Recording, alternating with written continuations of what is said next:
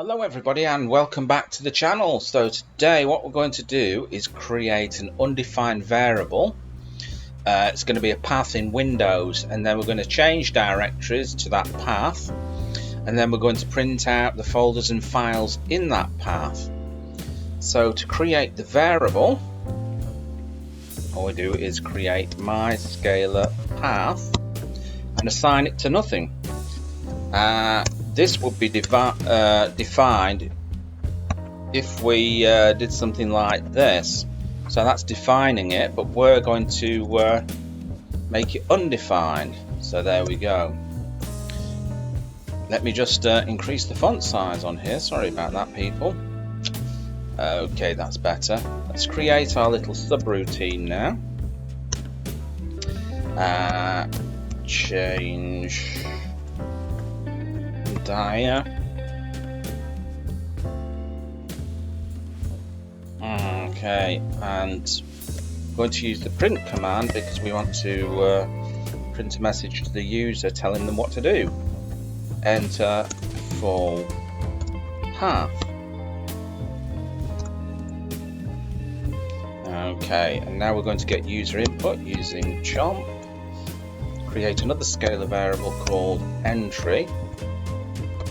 Assign it to standard input, stdin,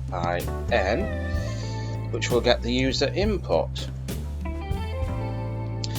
Right, now we've got scalar path here, the variable we created above, and we're going to assign that to the entry, whatever anybody enters in there, the path that somebody enters.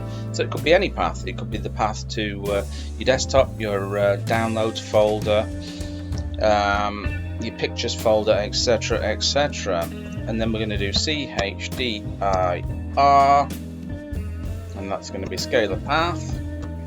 Change the directory to that path, and then print out a message to the user telling them what's happening. You are here. That's going to be scalar path. So this will print out the directory, showing them the new path that they're in.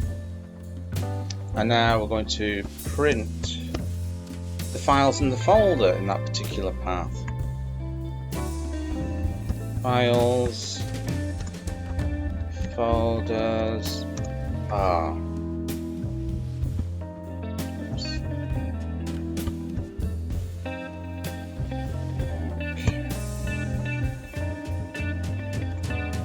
Then we're going to do a little pause for 1 second using sleep. That'll give us a 1 second pause. So it will give the impression that the program is whirring away.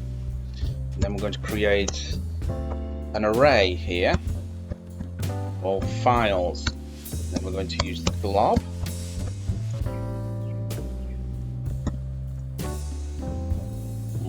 Okay, and then we're going to use the for each loop to loop through them all. For each, and we're going to use this special variable here as an iterator, and then at files.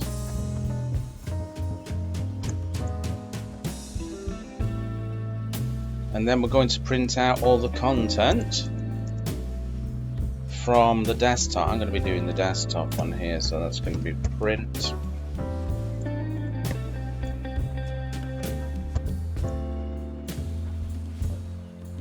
Okay, so there we go. All we've got to do now is call the program, change dia,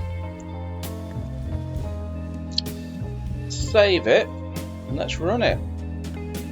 Okay, enter a full path. So I'm going to enter C:// users.